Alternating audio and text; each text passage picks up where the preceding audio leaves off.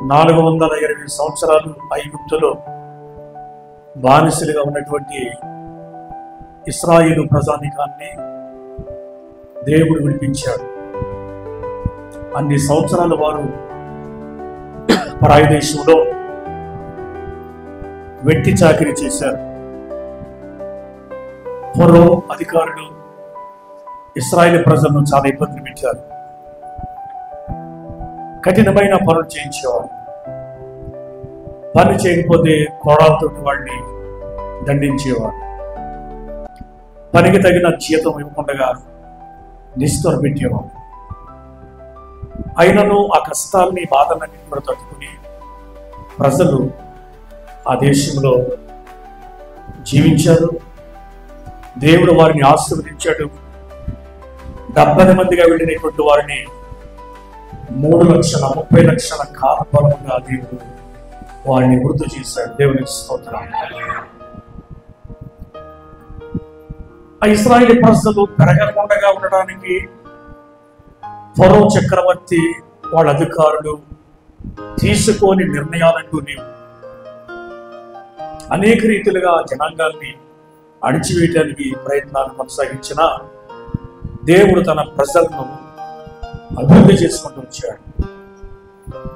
దేవుని యొక్క సంకల్పం ఆ దేశాన్ని నుంచి తన ప్రజలను విడిపించి తన ప్రజల కొరకు ఒక ప్రత్యేకమైనటువంటి దేశాన్ని ఇవ్వాలి, ఒక ప్రత్యేకమైనటువంటి భూమిని ఇవ్వాలి. దానిని దేవుడు అబ్రహాముకు ప్రమాణం చేశాడు. పాలు తేనెలు ప్రవహించు దేశమని, నీ అడుగు పెట్టే ప్రతి స్థలాన్ని నీ ప్రజలకు నేను ఇస్తానని దేవుడు వాగ్దానం చేశాడు. ఆ వాగ్దానం కొరకు ఆ ప్రజలు మొరపెట్టారు. వెట్టి చాకిరీని బట్టి వారు మొరపెట్టారు. వారు పెట్టిన మొర దేవుని సన్నిధికి చేరింది కనుక తన ప్రజలను విడిపించడానికి దేవుడు ఒక ప్రణాళికను సిద్ధం చేశాడు. అదేమిటంటే ఆ దేశంలోని ఇశ్రాయేలు యొక్క జనాంగములనే ఒక గొప్ప ప్రవక్తను దేవుడు పుట్టించాడు. ఆయనే మోషే, దైవజనుడైన మోషే. మోషే అనే పేరుకి అర్థం ఏంటంటే నీళ్లలో నుండి తీయబడిన వాడు అని అర్థం. ఇది ఒక క్రైస్తవ విశ్వాసి బాప్తిస్మానికి సాదృశ్యంగా ఉంది. మనమందరము నీళ్లలో నుండి తీయబడిన వాడు. నీరు దేవుని వాక్యానికి పోలికగా ఉన్నది. యేసుక్రీస్తు నామములో నీళ్లలో బాప్తిసం పొంది లోకముల నుంచి మనము చీకటి నుంచి వెలుగులోనికి కొత్త ప్రపంచంలోనికి అడుగు పెట్టాము. హల్లెలూయా. ఆ ప్రకారంగా మోషే 40 సంవత్సరాలు ఐగుప్తు దేశంలో పెరిగాడు. అనేక భాషలను అభ్యసించాడు. అనేకమైన విద్యలను నేర్చుకున్నాడు. కానీ ఆ దేశానికి మోషే రాజుగా ఉండడం దేవుని ఇష్టం కాదు, దేవుని చిత్తం కాదు. అందుచేత మోషేను అక్కడి నుంచి మిద్యాను అరణ్యానికి పంపించేశాడు. అక్కడ మామ ఇంటికి పంపించాడు. అక్కడ మామగారు గొర్రెలను అప్పగించాడు. సీనాయి పర్వత ప్రాంతంలో 40 సంవత్సరాలు గొర్రెలకు కాపరిగా ఉన్నాడు. ఎన్ని సంవత్సరాలు? చిన్న విషయం. 40 సంవత్సరాలు గొర్రెలకు కాపరిగా ఉన్నాడు. ఈ 40 సంవత్సరాల్లో అనేకమైన అనుభవాన్ని మోషే నేర్చుకున్నాడు. తనలో ఉన్న దురుసు, కోపము, పగ, కక్ష, ద్వేషం అన్ని తొలగిపోయినవి. మిక్కిలి సాత్వికుడిగా సానపెట్టమంటాడు. దేవుడు స్తోత్రం. అప్పుడు దేవుడు ప్రత్యక్షమై మోషే, నువ్వు ఐగుప్తుకు వెళ్ళు, నా ప్రజలను విడిపించమని ఐగుప్తుకు పంపించాడు. 10 అద్భుతాలు చేసిన తర్వాత ఫరో దేవుని ప్రజలను విడిపించడానికి విడిచిపెట్టడానికి ఇష్టపడ్డాడు. సరే, ఎర్ర సముద్రం దగ్గర వాడు చంపడానికి ప్రయత్నం చేశాడు. కానీ దేవుడు మోషేకి ఆజ్ఞాపించిన ప్రకారంగా ఎర్ర సముద్రాన్ని 2 పాయలుగా చేర్చివేసి తన ప్రజలను అవతలకు పంపించాడు. హల్లెలూయా. సరే, ఎర్ర సముద్రం దాటి అరణ్యంలోనికి అడుగు పెట్టారు. ప్రయాణం కొనసాగిస్తున్నారు. ఇప్పుడు వారు అలసటతో ఉన్నారు. వాడు తెచ్చుకున్న వాటర్ బాటిల్స్ అవి అయిపోయినాయి, నీళ్ళు అయిపోయినవి. ఇప్పుడు ఆహారానికి అంటే ముఖ్యమైనది నీళ్లు కావాలి. మోషే, అరణ్యంలో ఎంతమందికి, మాకు, మా పిల్లలకు, మా పశువులకు నీళ్ళు ఎక్కడి నుంచి వస్తాయి? మమ్మల్ని ఎందుకు తీసుకొచ్చావు ఇక్కడ మేము చచ్చిపోతామని వాళ్ళు ఏడుస్తే మోషే దేవుడికి ప్రార్థన చేసినప్పుడు దేవుడు చెప్పాడు కదా, నీవు ఆ బండను కొట్టు అన్నాడు. నీ చేతిలో ఉన్న కర్రతో ఆ బండను కొట్టనప్పుడు బండను కొడితే బండలో నుండి నీరు ప్రవహించింది. హల్లెలూయా. ఆ ప్రాంతంలో కొంతకాలం కూడా ఆ బండలో నుండి నీళ్లు ప్రవహిస్తూనే ఉన్నవి. ఆ నీటిని వారు వాడి పిల్లలు మందలు దాస్యమందరూ కూడా త్రాగి తృప్తి చెందారు. సరే, దాహం అయితే తీరింది. ఇప్పుడు వాడు తెచ్చుకున్న రొట్టెలు అయిపోయింది, ఆహారం అయిపోయింది. అడవిలో ఆహారం ఎక్కడి నుంచి వస్తుంది? అడవిలో ఎక్కడ వృక్షాలు ఉన్నాయో, పళ్ళు ఎక్కడ ఉంటాయి, ఎన్ని పళ్ళు తింటారు? పళ్ళు కోసం వెనకెడితే మృగాలు బారిపడతారు, తెచ్చుకుంటారు. ఏం చేయాలి? మోషే అరణ్యంలో ఏం తింటారు? మేము ఆకులు అలకు తిని బ్రతుకుతామా? ఐగుప్తులో మంచి ఆహారం తినేవాడి మేము ఎందుకు మమ్మల్ని తీసుకొచ్చావు అని మరలా వాళ్ళు తిరుగుబాటు చేసి మోషే దేవుడి సన్నిధిలో ప్రార్థన చేశారు. అప్పుడు దేవుడు చెప్పాడు కదా, ఆకాశం నుండి మన్నాను కురిపిస్తాను. దేవుని స్తోత్రం. ఇదంతా ఎందుకు చెప్తున్నానంటే, ఈ రోజు నా అంశం ఏంటంటే, ఇదేమి లేక ఇదేమిటి. బైబిల్లో 4 సందర్భాల్లో ఈ మాట కనపడుతుంది. ఈ 4 సందర్భాలని క్లుప్తంగా నేను మీకు వివరించడానికి ఇష్టపడుతున్నాను. ఇది తెలియడానికే మీకు ఇంతవరకు స్టోరీ అంతా కూడా చెప్పుకుంటూ వచ్చాను. ఆహారం కావాలన్నప్పుడు ఆయన అన్నాడు, రేపు తెల్లవారే సమయానికి నేను మన్నాను కురిపిస్తాను అన్నాడు. తెల్లవారు లేచేటప్పటికి పాడమల చుట్టుప్రక్కల దట్టమైన మంచును దేవుడు కురిపించాడు. ఆ మంచు మీద మన్నాను కురిపించాడు. హల్లెలూయా. మన్నా ఎవరు చూడలేదు, విని కని ఎర్రగని ఆహారం. 78వ కీర్తనలో 24వ 25వ వచనంలో వారు దేవదూతల ఆహారమును భుజించేది అనే మాట మనకు కనబడుతుంది. అరణ్యముల ఆకాశం నుండి దేవుడు వారికి మన్నాను కురిపించి చదవండి. 24 వచ్చినప్పుడు చదవమ్మా. ఆకాశం నుండి వారికి మన్నాను కురిపించాను,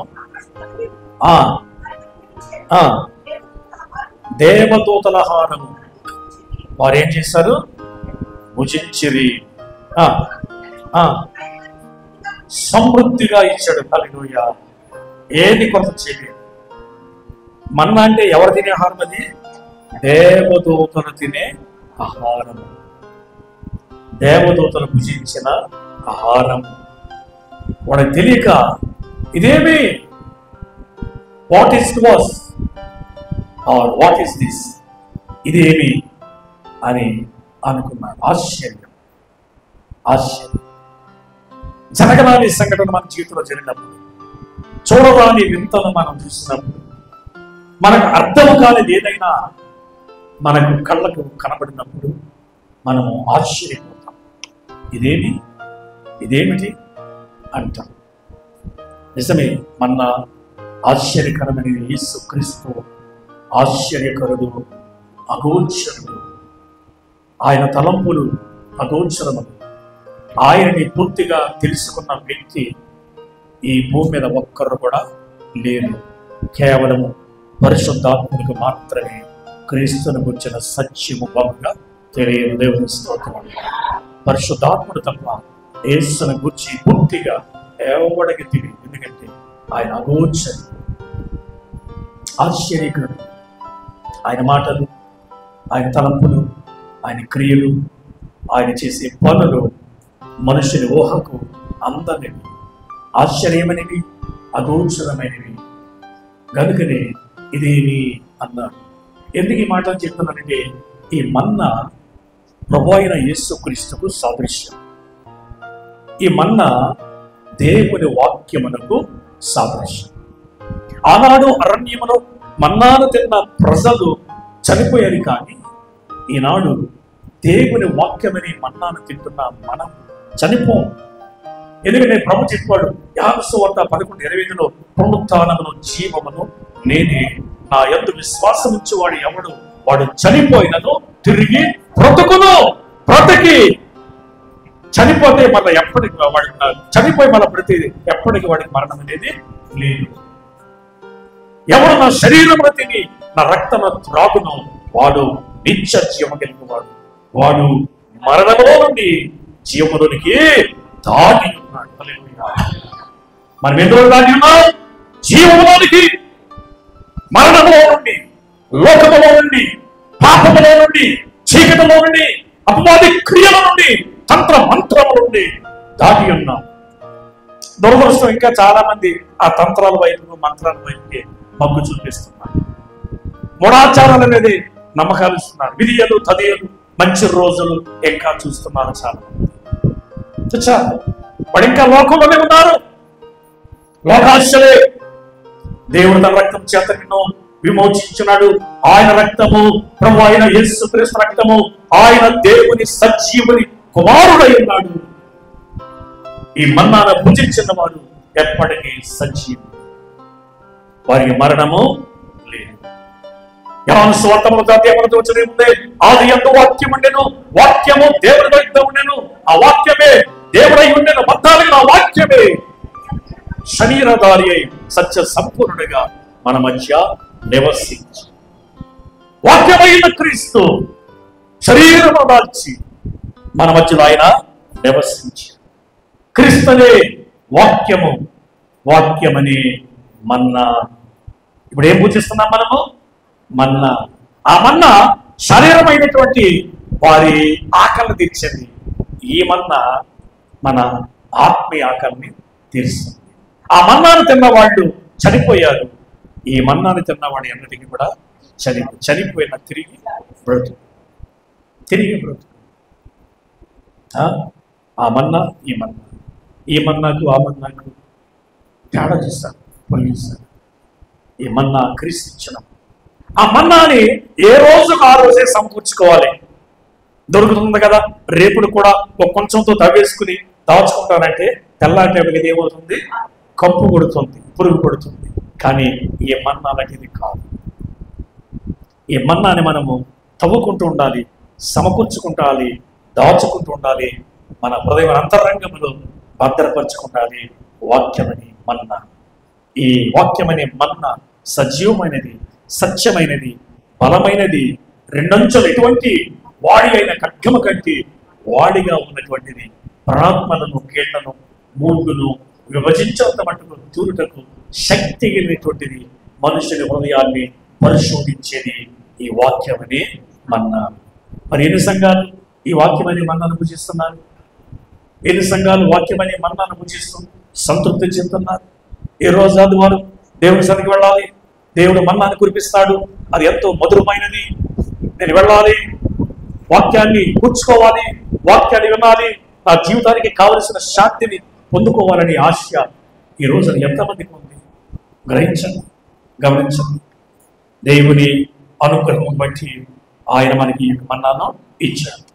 రెండవది ఏంటంటే పరిశుద్ధాత్మల గురించి ఇదేమిటి అనుకున్నారు కొంతమంది ప్రజలు. ఎక్కడది?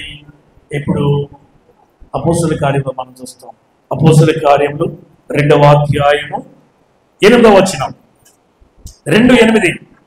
మనలో ప్రతివాడు తాను పుట్టిన దేశపు భాషతో వీరు మాట్లాడుతూ మనము వింటున్నామే. ఇదేమిటి? మనము పుట్టిన దేశపు భాషలు వీరు మాట్లాడుతున్నారే, ఇదేమిటి? ఇదే విడ్డూరము, ఇదేం ఆశ్చర్యము, ఇది మనకు అర్థం కావలేదు. వీళ్ళు ఎక్కడెక్కడి నుంచి వచ్చిన వాళ్ళు మన భాషలో మాట్లాడుతున్నారు, ఇదేమి? అవును, పరిశుద్ధాత్మ దేవుడు ఆశ్చర్యాన్ని కలిగించేవాడు. యేసుక్రీస్తు ప్రభువారు పరమనకు వెళ్ళక ముందు చెప్పాడు, ఇదిగో మీరు యెరూషలేము నుండి వెళ్ళకుండా నా వలన మీరు విన్న తండ్రి వాగ్దానము కొరకాయ కనిపెట్టుడి అని చెప్పాడు. కానీ యెరూషలేములో మేడగదిలో 120 మంది 10 దినములు ఉపవాసముతో ప్రార్థన చేస్తున్నారు. హల్లెలూయా. మనకి 3 దినాల ఉపవాస ప్రార్థన పెడితే ఒక పూట అలాగ వచ్చి ముఖం చూపించేది మన అయిపోయింది. ఒక పూట. వాళ్ళు 8 దినాల ఉపవాసం ఉన్నారు, 10 దినాలు ఉపవాసం ఉండాలనేటువంటి అనుభవం. కానీ నా ట్రైనింగ్ కాలంలో నా సాక్ష్యంలో రాశాను, వాట్సాప్లో పెట్టాను. ట్రైనింగ్లో అక్కడ ట్రైనింగ్ లో ఉన్న విద్యార్థుల కంటే నేనే చిన్నోడిని. అప్పుడు ఇంకా దేశాలు గట్టాలి రాలేదు నాకు. చిన్న వయసులో ట్రైనింగ్కి వెళ్ళాను. భయంగా ఉండేవాడు, అందరు పెద్దోళ్ళు. కొంతమంది పెళ్ళిళ్ళు అయి ఫ్యామిలీతో వచ్చేవాడు ట్రైనింగ్. మరి అక్కడ ప్రతి నెల 3 రోజులు శుక్రవారం, శనివారం, ఆదివారం ఖచ్చితంగా ఉపవాసం ఉండాలి. బైబిల్ కాలేజ్ స్టూడెంట్స్ అంతా కూడా శుక్రవారం ఉదయం నుంచి ఆదివారం మధ్యాహ్నం వరకు ఏమీ ఉండదు. ఒక దొంగచాడుకు బయటికి వెళ్ళిపోయి కొట్టు దగ్గర నాన్న రొట్టుకుని తిందామన్నా డబ్బులు ఉండవు. అమ్మ నాన్నల దినాల్లో డబ్బులు ఏమైనా మనీ ఆర్డర్ చేయాలంటే నెల టైం బట్టి రావటానికి. ఇప్పుడు ఏం లేదు, పంపేస్తారు, టిక్ టిక్ నొక్కేసి వెళ్ళిపోతుంది డబ్బులు. అటు నుంచి ఇటు వచ్చేస్తుంది. ఎంత మారిపోయిందో, చాలా ఆశ్చర్యం. ఈ ఉపవాసాలు ఉండలేక, ఆకలి భరించలేక చాలా మంది దొంగచోట్ల ప్రహరీ గోడ దాటేసి వెళ్ళిపోతుంది. నిలిచేవారు కాదు. 100 మంది 150 మంది కాలేజీలో జాయిన్ అయితే లాస్ట్కి సంవత్సరం అంతా అయ్యేటప్పటికి 10 మంది 30-35 మంది ఉండేవారు. ఉన్నవాళ్ళంతా పారిపోయారు, వెళ్ళిపోయారు. నేను అలాగే నిలబడ్డాను. ఆకలి అక్కడ 3 దినాలలో ఏమి లేదు, ఇంకా పరిశుద్ధాత్మను పొందటమే, పరిశుద్ధాత్మ కూటాలే. అప్పుడు మా పాస్టర్ గారు ఎవరు తెలుసా? ఎలీషారాజు గారు. ఎలీషారాజు గారు అంటే మీకు తెలీదు, జ్యోతిరాజు గారు అన్న నాన్నగారు. ఇప్పుడు జ్యోతిరాజు గారు పాటలు అంటున్నారు కదా మీరు, జ్యోతిరాజు గారు అన్న నాన్నగారు మా పాస్టర్ గారు. అమ్మో భయపడేవాడు. ఆ ఉపవాస ప్రార్థనలో ఆయన డ్రమ్ము కొడుతూ పాటలు పాడుతూ ఉజ్జీవంగా ఉపవాస ఆ పరిశుద్ధాత్మ కోట నడిపిస్తూ, ఆ పరిశుద్ధాత్మ కోసమే కోట మైళ్ళ దూరం నడిచి వెళ్ళారు. ఆ కోటాల కోసం ఆసక్తిగా దేవుళ్ళు ఆనందించేవారు, ఆత్మశక్తి పొందుకునేవారు, అన్య భాషలు మాట్లాడేవారు, ప్రవచనాలు పలికేవారు. ఈ రోజున ఎక్కడ ఎందుకు ఆత్మను పొందలేకపోతున్నామంటే మన జీవితం అంతా, హృదయం అంతా లోకంతో నిండిపోయింది. ఏం తిందామా, ఏం త్రాగుదామా, ఎలా బ్రతుకుదాం, ఏం సంపాదించుకుందాం, ఎలాగ డబ్బులు కూడగట్టుకుందాం, బ్యాంక్ బ్యాలెన్స్ ఎలా పెంచుకుందాం, ఎప్పుడు పరసలు 500 1500 ఇప్పుడు వస్తాయి, ఎప్పుడు 200 కూలీనా 500 కూలీ ఇప్పుడు వస్తుంది, ఎలా బ్రతుకుతాం, ఎలా సంపాదించుకుందాం, ఇదే ఆలోచన. ప్రార్థన చేస్తావు కానీ ఆలోచన ఇదే. ఒకసారి ఆలోచించుకోవాలి, భక్తిలో ఎంతగా దిగసారిపోయావు, భక్తి జీవితంలో ఎంత పడిపోయావు నీవు. ఏమైపోయింది? యేసు మారాడా? ఆయన మారడు, నువ్వు మారిపోతున్నావు. అప్పుడున్న శక్తి లేదు, అప్పుడున్న భక్తి లేదు, ప్రార్థన లేదు, పరిశుద్ధాత్మను పొందుకోవాలనేటువంటి ఆసక్తి నీలో లేదు. లోకం బ్రతుకుదేరేమో, సంపాదన, నీ కోసం, నీ కుటుంబం కోసం ఏడుస్తున్నావు. అందుకనే దేవుడు నీ కోసం, నీ పిల్లల కోసం ఏడవడన్నాడు. ఎందుకు తెలుసా? మీరు నాశనం అయిపోతున్నారు, పతనమైపోతున్నారు, పాపములో మీరు మీ పిల్లలు నశించిపోతున్నారు కనుక ఏడవండి. ఎవరి కోసం? మా పిల్లలకే పెళ్లిళ్ళు చేశాం, నా కూతురికి మంచి మొగుడు వచ్చాడు, నా కొడుక్కి మంచి కోడలు వచ్చింది, పిల్లలు కనేసారు, హ్యాపీగా ఉన్నారు, వాళ్ళకేమి, మేము బాగానే ఉన్నాం, మేము బైబిల్ పట్టుకు వచ్చేస్తాం, దేవుడికి అనుకుంటున్నాం. పతనం అయిపోతున్నాను. పాపం ఏరుతున్నది ఎక్కిదే, నీ జీవితానికి పాపం ఏరుతుంది. చింతన లేదు నీకు, దుఃఖం లేదు, ఆసక్తి లేదు, పోగొట్టుకున్న వరాల్ని తిరిగి పొందుకునే ఆసక్తి నీకు లేదు, మంట లేదు, దేవుని సన్నిధి కొరకైనా ఆసక్తి లేదు. ఖాళీ ఉంటే ఆదివారం ఒక అరగంట వచ్చి ముక్కు మూసుకుని కూర్చుని వెళ్ళిపోవటం, అది నీ భక్తి. నేను చెప్తున్నాను కాదు, ఆలోచించే. ఒక ఇంట్లో పని చేస్తున్నావు, వారానికే 1 గంట మాత్రమే నేను వెళ్తానంటే ఊరుకుంటారా? నోరుందా మీకు అందరికీ? ఊరుకుంటారా? ఉదయం సాయంకాలం వెళ్ళాలి, లేకపోతే నీకు ఇవ్వాల్సిన డబ్బులు ఎవరు? మరి దేవుడు ఒప్పుకున్నాడా? ఆదివారం నీకు ఇష్టమైతేనే వస్తావు.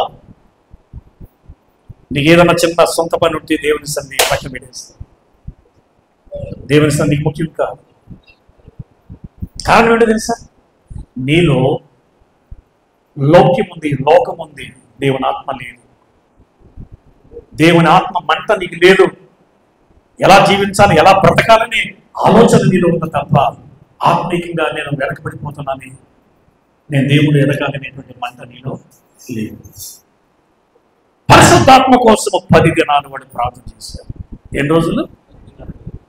మేడగది తలుపుని మూసుకుని ఏం జరిగింది? అపోస్తలుల కార్యాలు 2వ అధ్యాయం ఏం జరిగింది? అప్పుడు బలముగా వీచు గాలి వారు కూడిన ఇల్లంతయు నిండింది. అగ్ని నాలుకల వలె విభాగపూర్ణంగా కనబడ్డది. అగ్ని నాలుకలు ఒక్కొక్కరి మీద రాగా అందరూ పరిశుద్ధాత్మ శక్తి చేత నింపబడ్డారు. స్తోత్రాలు చెప్పండి. దేంతో నింపడ్డారు? కొన్ని సంఘాలు అయితే దైవజనుడు వాక్యం చెప్తున్నప్పుడు పరిశుద్ధాత్మ పరంగా దిగి వచ్చి ప్రజలు దేవుని శక్తి చేత నింపబడతారు. మీరు బాగా చచ్చిపోయారు, చచ్చుపట్టేసి అసలు భక్తి లేదు, సరైన విశ్వాసం లేదు.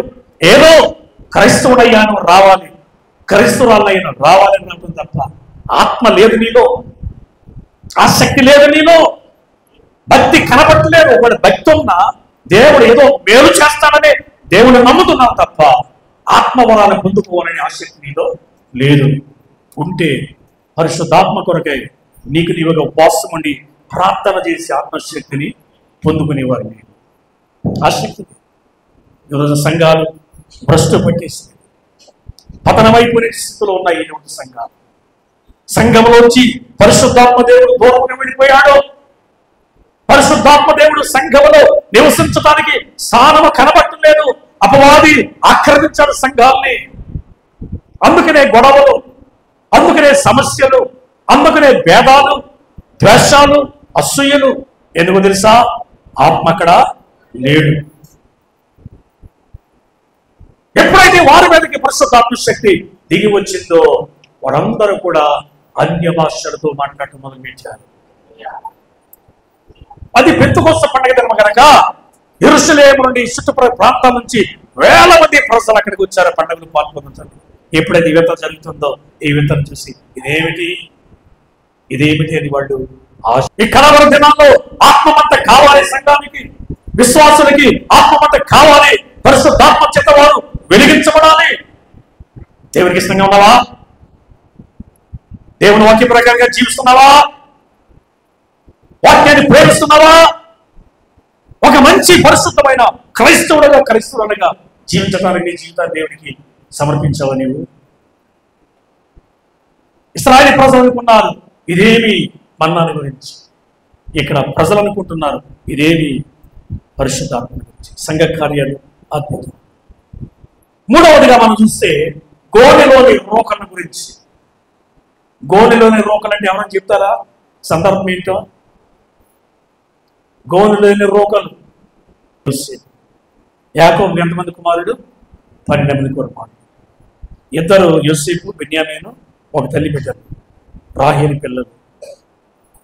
నీతిమంతులు గనక యాకోబు వాడిద్దరిని బాగా ప్రేమించాడు, యోసేపుని, బెన్యామీను. యోసేపు ప్రార్థనాపరుడు, దర్శనాలు చూసేవాడు, కలలు కనేవాడు. ఆ వచ్చిన దర్శనాన్ని, కలల్ని సంతోషంగా తండ్రితోటి, అన్నలతోటి పంచుకుంటే అన్నలకి ఒళ్ళు మంట కలిగేది. ఎందుకు? ఆ కళలన్నీ కూడా అన్నల మీదే. అన్నలు చేస్తున్నటువంటి చెడుగు పనులని తండ్రితో చెప్పేవాడు. ఇష్టపడేది కాదు. పగ పెంచుకున్నారు, కక్ష పూన్నారు, అసూయ పడ్డారు. తండ్రి యోసేపు వరకు విచిత్రమైన గుట్టి లేని అంగీని ఒకదాన్ని బహుకరించాడు. ఆ అంగీని చాలా ఇష్టం. ఒక దినాన్న యోసేపు చేత అన్నలకి ఆహారాన్ని పంపించాడు. యోసేపు అంగీని ధరించి అన్నలకు ఆహారాన్ని మోసుకుంటూ వస్తున్నప్పుడు దూరం చదువు చూసరే కలలుగానే వస్తున్నాడన్నా ఈ రోజున వాడు మంతం పడాడు అని ప్లాన్ చేసి యోసేపు రాగానే ఆ అన్న మూటలు తీసుకుని ప్రక్కన పెట్టేసి అతను తను ధరించిన అంగీ తీసి బాగా గట్టిగా కొట్టి గాయపరిచేసి చంపేద్దాం అనుకున్నారు. అయితే యోధావారు అన్నాడు, రే వాడు మన రక్త సంబంధి, మన తమ్ముడు, మన తండ్రి రక్తాన్ని పుట్టినవాడు, మేము చంపకూడదు, వాడిని గోతులు తోసేస్తామంటే. అంటే యోధా ఆలోచన ఏంటంటే యోసేపును తప్పిస్తామనే ఆలోచన. గోతులకు తోయిస్తారు, నీరు లేని గోతులకు తోయిస్తారు. ఈలోగా కొంతమంది విద్యార్థుల మార్గం కూడా వస్తుంటుంటే చూశారు, యోసేపును బయట తీసి వాడిని కమ్మేశారు 20 వెండి రూపాయలు. వాళ్ళు తీసుకెళ్లి ఐగుప్తు తీసుకుపోయి పొతీఫర్ కమ్మేశారు. పొతీఫర్ ఇంట్లో యోసేపు నీతి నిజాయితీగా ప్రార్థన జీవితంతో ఉంటుంటే యోసేపును బట్టి దేవుడు పొతీఫర్ యొక్క వ్యాపారాన్ని ఇంటిని ఆశీర్వదించాడు. దేవునికి స్తోత్రం. కనుక ఇంటి బాధ్యతలన్నిటినీ యోసేపుకి అప్పగించేశాడు. కానీ ఆ భార్య మంచిదిగా యోసేపును పాడు చేయడానికి ప్రయత్నం చేసింది. ఆ శోధనలో యోసేపు చిక్కుకోలేదని చెప్పి యోసేపు నిందన మోపారు. అతన్ని 2 సంవత్సరాలు చెరసాలకు పంపించారు. చెరసాల్లో కూడా భక్తిని వదలలేడు, ప్రార్థన చేయటం వదలలేడు. అదే నీకు నాకు చిన్న శోధన వచ్చిందనుకో, వెంటనే ముందు చచ్చి మానేస్తాం. ఏం మానేస్తాం?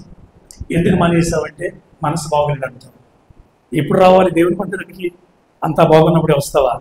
నీకు మనసు ఎప్పుడైతే బాగుందో అప్పుడే దేవుని సన్నిధికి వస్తే మనసును దేవుడు నెమ్మదిగిస్తాడు.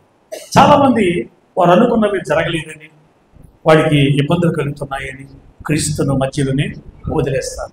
ఉన్నట్లుగా అంగీకరించాం. యోసేపు జీవితానికి మనం ఉండాలి. ఆ చెరసాల్లోంచి యోసేపు ఐగుప్తు 2వ రాజు అయిపోయాడు. ఐగుప్తు దేశానికి 2వ అధికారి అయిపోయాడు. దేవుని స్తోత్రం. ఐగుప్తు రాజు బాధ్యతలన్నీ కూడా యోసేపుకే అప్పగించేశాడు. దేశమంతా కరువు వచ్చింది. ఇశ్రాయేలు నివసిస్తున్న ప్రాంతంలో కూడా కరువు వచ్చింది. కానీ ఐగుప్తులో ఆహారం సమృద్ధిగా ఉంది. అందరూ కూడా ఆహారం కొరకాయ ఐగుప్తుకు వస్తున్నారు.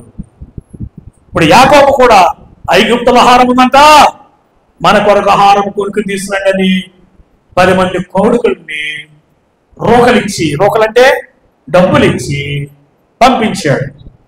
ఈ 10 మంది అందరూ ఎక్కడికి వచ్చారు? ఐగుప్తుకు వచ్చారు. ఎందుకు వచ్చారు? ఆహారం కోసం. ఎవరి దగ్గరికి వచ్చారు? యోసేపు దగ్గరికి వచ్చారు. యోసేపు ఎవరు? వాడు తమ్ముడే. ఇప్పుడు చిన్నప్పుడు అమ్మేశారు. ఇప్పుడు యోసేపు రూపురేఖలు మారిపోయినవి. వయసు 30 నుంచి 35 సంవత్సరాలు వచ్చేసినవి. వేష భాషలు మారిపోయినవి. భాష మార్చేసాడు. రూపం మారిపోయింది. రాజు గెటప్లో, న్యాయాధిపతి గెటప్లో ఉన్నాడు. వాడు గుర్తుపట్టలేదు. వచ్చిన వెంటనే శాస్త్రంగా 10 మంది ఆయనకి నమస్కారం చేశారు. ఆనాడు ఆయన కళలో 10 పనులు వచ్చి యోసేపు పనుకు నమస్కరించినటువంటి ఆ భావాన్ని దేవుడు నెరవేర్చాడు. దేవుని సరే, మీరు ఎవరు? ఏ దేశం నుంచి వచ్చారు? మీ తండ్రి ఎవరు? మీ తండ్రికి ఎంతమంది పిల్లలు అని అడిగితే అన్ని చెప్పారు. మా యాకోబు మా తండ్రి గొప్పోడు. మా తండ్రికి మేము 12 మంది కొడుకులము. మరి ఏరి 12 మంది 10 మంది వచ్చారే. ఒకడు చిన్నోడు బెన్యామీను తండ్రి దగ్గర ఉన్నాడు. తండ్రి అతని మీద ప్రాణం పెట్టుకున్నాడు. సరే 11 మరి 12 ఇంకోటి ఏంటి చెప్తే ఆడు చచ్చిపోయాడు. అడవిలో మృగాలకు చెప్పేసి ఈ కథలన్నీ చెప్తున్నారు. ఈయన ఇవన్నీ విని కొంత సమయం లోపలికి వెళ్ళిపోయి ఏడ్చి ఏడ్చి ఏడ్చి ఆ దుఃఖని వాడైన తర్వాత ముఖం శుభ్రంగా కడుపుని మరలా వచ్చి వీళ్ళతో కఠినంగా మాట్లాడి, ఏమన్నా నమ్మొచ్చా? లేక వేగి చూచేవారు మీరు అంటే, లేదయ్యా ప్రభు నిజంగా దేవుని పెట్టదాం అని చెప్పారు. సరే, వాడికి భోజనాన్ని పెట్టించాడు ఆయన. వాళ్ళందరికీ కూడా మంచిగా ఆహారాన్ని ఇచ్చి వాడి దేశానికి పంపిస్తూ అన్నాడు, మీరు మరలా తిరిగి వచ్చినప్పుడు మీ తమ్ముడు కూడా తీసుకుని రండి. మీ తమ్ముడు తీసుకురాకపోతే నేను ఆహారం మీకు ఇవ్వనని చెప్పారు. వెళ్ళారు. అన్న ఆహారం అయిపోయింది, మరలా రావాలి. తండ్రిని అడిగారు, ఈసారి బెన్యామీను తీసుకెళ్తే పోతే మాకు ఆహారం ఇవ్వనని చెప్పాడు రాజుగారు. అంటే తండ్రి, నేను పంపించను, నా కొడుకు చచ్చిపోయాడు, ఈ కొడుకు మీద మనసు పెట్టుకున్నాను, ఈ కొడుకు కూడా చచ్చిపోతే నేనేమైపోతాను, నేను పంపున్నాను, నువ్వు పంపకపోతే నేను వేడమన్నాను. తప్పకుండా బెన్యామీని పంపించారు. బెన్యామీని చూసిన వెంటనే అన్నగారికి, ఎందుకంటే ఒక తల్లి గర్భానుకుంటున్నాడు కాబట్టి ఎక్కడ ఏం దుఃఖం వచ్చింది, మీద పడి ఏడవాలనుకున్నాడు. కానీ తను బయలుపరుచుకుని మళ్ళా లోపలికి వెళ్ళాడు. ఏడ్చాడు వచ్చాడు. వాళ్ళందరికీ రాజభోజనాన్ని పెట్టించిన తర్వాత అందరి గోరి సంచుల్లో ధాన్యాన్ని సమకూర్చి వాళ్ళని క్షేమంగా వెళ్ళమన్నాడు. మరి వాడితో చెప్పాడు, ఆ చిన్నవాడి గోరి సంచిలో తెచ్చిన రోకలన్నీ కూడా పెట్టేసి కట్టేసి పంపండి అన్నాడు. సరే, వాడు చాలా ఆశ్చర్యపోతున్నారు. రాజుగారు ఏంటి మనకి భోజనం పెట్టడం ఏంటి, ఎంత గౌరవం ఇవ్వడం ఏంటి అని చెప్పుకుంటూ సంతోషంగా వెళ్ళిపోతున్నారు. ఇలా వెనకాల పట్ల ఆగండి ఆగండి, ఏంటండి ఏం లేదు, రాజుగారు మిమ్మల్ని అన్ని తీసుకురమ్మన్నారు. వీళ్ళకి భయం పట్టుకుంది. తీసుకొచ్చారు. ఏమి మీరు రోకలు ఇవ్వకుండా వెళ్ళిపోతున్నారు? ఏంటి మా ప్రభు లేదండి, ధాన్యానికి బదులు రోకలు ఇచ్చేస్తాము, మా దగ్గర లేవు అంటే అందరి రోకలు ఇప్పినప్పుడు బెన్యామీను గోనె సంచిలో రోకలు పెట్టబడి ఉన్నవి. హల్లెలూయా. కావాలని చేశాడు ఆయన తమ్ముడు అక్కడ ఉంచుకోవడానికి. వెళ్ళిపోండి, మీ తమ్ముడు ఇక్కడే ఉంచండి, మీరు వచ్చేటప్పుడు మీ నాన్నగారిని తీసుకురండి అన్నాడు. అప్పుడు వీళ్ళు ఏమనుకుంటున్నారు? ఆదికాండం 42వ అధ్యాయం 28వ వచనంలో, 42:28లో, అప్పుడు అతడు నా రోకను తిరిగి ఇచ్చివేసినారు, ఇదిగో ఇవి నా గోనెలు ఉన్నవని తన సహోదరులతో చెప్పాను. అంతటా వారు గుండె చెదిరిపోయిన వారై జడిసి, ఇదేమిటి, దేవుడు మనకి ఇట్లు చేసినని చెప్పుకున్నారు. ఇదేమిటి సరా, ఇదేమిటి, ఇది ఎలా జరిగింది? మనం రోకలు ఇచ్చేసాం కదా, బెన్యామీను గోరు సంచులకు ఎలాగమన్నా రోకలు వచ్చినవి, ఇదేమి అని వాళ్ళు భయముతోటి ఒకరికొకరు చెప్పుకున్నారు. దేవుని బిడ్డలారా, మన ప్రమేయం ఉన్నను లేకపోయినను తప్పు మనలో జరిగినప్పుడు మనం భయపడి, ఇదేంటి, ఇది ఎలా జరిగింది, ఇది నాకు తెలియదే అని మనం ఆశ్చర్యపోతాం. ఇలాంటివి మన జీవితంలో జరిగినప్పుడు ఉన్నది ఉన్నట్లుగా దేవుని సన్నిధిలో మనం వాటిని ఒప్పుకొని విడిచిపెట్టాలి. లేదంటే న్యాయాధిపతి అయినటువంటి దేవుడు ఇదేమిటి అని మనను ప్రశ్నిస్తాడు, మనల్ని శిక్షిస్తాడు. కనుక మనలో మనం ప్రశ్నించుకోవాలి. ఇదేమిటి? వరుసగా మన తప్పులను ముందుంచి తీర్పు తీర్చే దినం ఒకటి వస్తుందనే సంగతిని మనము మర్చిపోకూడదు.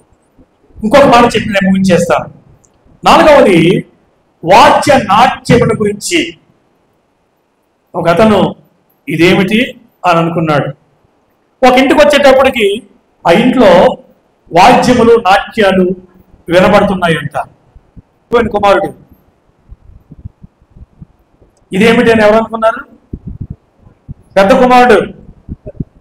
లూకాసు వార్త 15వ అధ్యాయము 25 నుండి 27 వచనాలు. 15, 25 నుంచి 27. అప్పుడు అతని పెద్ద కుమారుడు పొలంలో ఉండేను. వాడు అంటే పొలం నుండి వచ్చు చుట్టి దగ్గరికి రాగా వాద్యములను నాట్యములను జరుగుట విని దాసులలో ఒకరిని పిలిచి ఇది ఏమిటి అని అడుగుగా, ఆ దాసుడు అతనితో, నీ తమ్ముడు వచ్చి ఉన్నాడు, అతను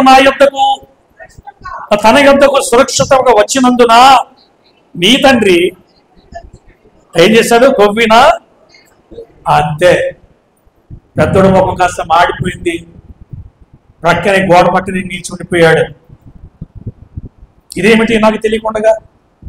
ఉదయం ఇంటిలోంచి పనులకు వెళ్ళినప్పుడు బాగానే ఉంది కదంతా కూడా, ఈ రాత్రి నాట్యాలేమిటి, ఈ వాద్యములేమిటి, ఏం జరుగుతుంది అని పని వాళ్ళు ఒకటి పిలిచి అడిగితే, నీ తమ్ముడు తప్పిపోయి దొరికాడు, తిరిగి వచ్చాడు గనక నీ తండ్రి క్రొవ్విన దూడను వధించి విందు చేస్తున్నాడు. దేవునికి స్తోత్రం. తప్పిపోయిన తండ్రి దగ్గరకు తిరిగి వచ్చిన చిన్న కుమారుని బట్టి తండ్రి ఆనందిస్తూ ఉన్నాడు. దేవుని బిడ్డలారా, పడిపోయి తిరిగి లేచే బలహీన విశ్వాసులకు దేవుడు తప్పగా తన కృపను అందిస్తాడు, చేతిని అందిస్తాడు. తప్పిపోయిన వాడు తిరిగి వస్తే ఆయన కోప్పడివాడు కాడు, మెడపట్టి గెంటి వేసేవాడు, త్రోసి వేసేవాడు కానే కాడు. ప్రేమతో ఆయన చారదీస్తాడు. ప్రేమతో, జాలితో తన హస్తాలను అప్పగించి వారిని హక్కున చేర్చుకుంటాడు. వాడు తండ్రితో అంటాడు, ఇప్పటి వరకు నీతో నమ్మకంగా ఉన్నాను, ఇంట్లో నీ పొలంలో పనంతా నేనే చేస్తున్నాను, సేవకులతో చేయిస్తున్నాను, ఎప్పుడూ నేను స్నేహితులతో నేను సంతోషించలేదు, ఎప్పుడూ విందో చేయలేదు, నేను ఎప్పుడు కూడా విందో చెయ్యమని నాకు ఎప్పుడు నువ్వు సహాయం చేయలేదు. ఒక మేక పిల్లను కానీ ఒక గొర్రె పిల్లను కానీ నీవు నాకు ఇవ్వలేదు.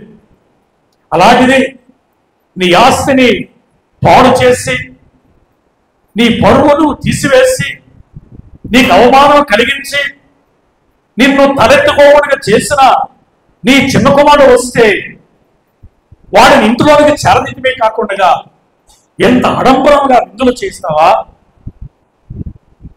వాద్యములతో నాట్యములతో సంబరాలు చేస్తావా? తండ్రి, ఇదేమైనా నీకు న్యాయమా? నాకు ఎప్పుడైనా ఒక మేకపిల్లి ఇచ్చావా స్నేహితులతో సంతోషించమని అని వాపోతున్నాడు, బాధపడుతున్నాడు. రే, ఏంట్రా మాట్లాడుతున్నావు? నా ఇష్టం రా, ఇది నా ఇల్లురా, ఎంతకాలం నేను పోషించనురా, నాది ఆస్తి, నా ఇష్టం అది, వాడు నా కొడుకు, నా ఇష్టం చేస్తాను అని కఠినంగా తండ్రి జవాబు ఇవ్వలేదు కొడుక్కి. తండ్రి ఒక 2 మెట్టులు దిగి బయటికి వెళ్ళి అలిగి ఉన్నటువంటి పెద్ద కుమారుడు యొక్క భుజం మీద చెయ్యి వేసి హక్కును చేర్చుకుని, నానా ఇదంతా నీదే, దీనంతటికి నీవే అధికారివి, నా తర్వాత వారసులు నీవే, నీ తమ్ముడు చెడిపోయాడు, పాడైపోయాడు, దిక్కులేని వాడైపోయాడు, వాడు తన తప్పులు తెలుసుకుని మన ఇంటికి వచ్చాడు తిరిగి, తండ్రి ప్రేమ చూపించాను, వాడిని చేరదీస్తాను, నీవెంత వాడంతే, వాడెంత నీవంతే, ఇద్దరు నా దృష్టిలో సమానుడే, నా కుమారుడే అని చెప్పినప్పుడు పెద్ద కుమారుడు తన మనసును మార్చుకుని తండ్రితో పాటు ఇంటిలోనికి వెళ్ళాడు. దేవునికి స్తోత్రం కలుగును గాక. చెదిరిపోయిన వారిని చేరదీయాడు, ఆదరించాడు. నీకేం కలిగింది నష్టం, నీకేం కలిగింది బాధ చెప్పు, రా సహవాసానికి, రా తండ్రి దగ్గరకు, ప్రార్థన చేద్దాం అని బలపరిచి ఆదరించే మాటలు మాట్లాడాలి. కానీ కృంగ చేసే మాటలు, వారం వచ్చి మళ్ళా 2 వారం రాకుండా చేసే మాటలు మాట్లాడే స్వభావం మనకు ఉండకూడదు. ఆశ్చర్యపోతుంది, ఇదేమి పగలంతా లేదు కదా, రాత్రి ఏం జరుగుతుంది, ఇదేమిటి, ఏం జరుగుతుందని దాసుని అడుగుతున్నారు. ఆశ్చర్యం. సంఘంలో అలాగే ఇదేమిటి ఇదేమిటి ఇదేమిటి సాధ్యం అడుగుతూ ఉంటాడు. 4 విషయాల ద్వారా దేవుడు మాట్లాడాడు. ఒకటి, మన్నాను గురించి. ఇదేమిటి? మన్నా పరలోకపు ఆహారం, దేవతలతో భుజించే ఆహారం. అది దేవుని వాక్యానికి, ప్రభువైన యేసుక్రీస్తుకు సాదృశ్యమైనది. రెండవది, పరిశుద్ధాత్మను గురించి వాళ్ళు అనుకుంటున్నారు. ఇదేమిటి అని. ఎందుకు తెలుసా? ఆత్మచేత నింపబడిన వాళ్ళు అన్య భాషలు మాట్లాడుతున్నారు, ప్రవచిస్తున్నారు. వాళ్ళందరికీ ఆశ్చర్యం కలిగింది. మూడవది, గోని సంచిలో ఉన్న రూకలను చూచి ఇదేమిటి, ఇది ఎలా జరిగింది, మన రోగులు ఇచ్చేస్తాం కదా, ఎలా వచ్చినది, ఆశ్చర్యపోయాడు.